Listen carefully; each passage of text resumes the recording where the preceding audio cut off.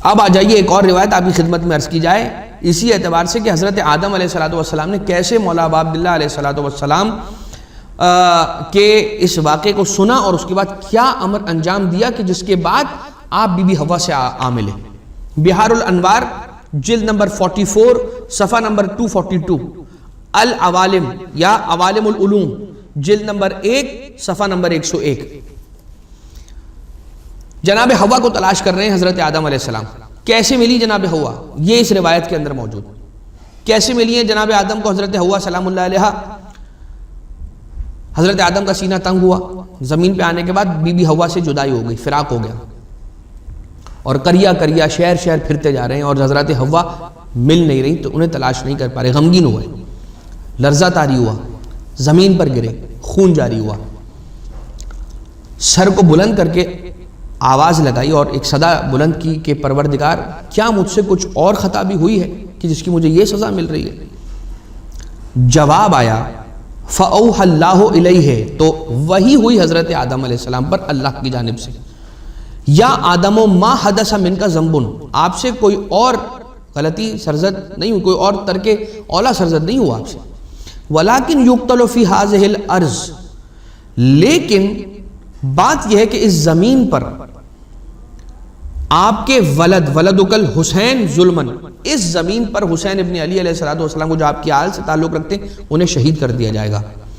فَسَالَ دَمُكَ مُوَافَقَةً لِدَمِهِ، تو آپ کا خون بھی ان کے خون کے بہنے کی موافقت میں یہاں پر بہا ہے۔ آپ کے خون کے بہنے کی وجہ یہ ہے کہ آقا حسین کا خون یہاں بہنے والا ہے، اس لیے اس موافقت میں آپ کا خون یہاں پر بہا ہے۔ کیا انداز ہے پروردگار، کیا کس امتحان سے اپنے نبی کو گزار رہا ہے، اور اپنے آخری نبی کے ایک بیٹے حسین ابن علی علیہ السلام کی مصیبت کو یاد کروانے کا یہ انداز۔ فقال آدم، حضرت آدم علیہ السلام نے ارشاد فرمایا یا رب ایکون الحسین نبیا، کیا حسین نبی ہوگا؟ تو وہی ہوئی قال لا، نہیں حسین نبی نہیں ہوگا، ولکنہ صبت النبی محمد صلی اللہ علیہ وآلہ وسلم، لیکن حسین نبی کا ٹکڑا ہوگا، نبی کا بیٹا ہوگا۔ قالا ومن القاتل لہو، کون ہوگا اس حسین کا قاتل؟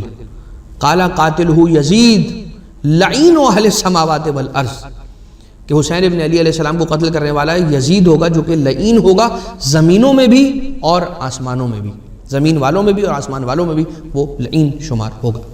فقال آدم، تو حضرت آدم علیہ السلام نے کہا فَأَيُّ شَيْءٍ أَصْنَعُ يَا جبرائیل، تو اے جبرائیل یہ بتاؤ کہ میں کیا کام کروں، میں کیا چیز انجام دوں، کیا کروں، میں مجھے کیا کرنا چاہیے؟ فقال العنہ یا آدم، اے آدم یزید پر لعنت کیجئے، یہ جبریل کہتے ہیں۔ فلعنہ 4 مرات، تو حضرت آدم علیہ السلام نے 4 مرتبہ لعنت کی ہے یزید پر۔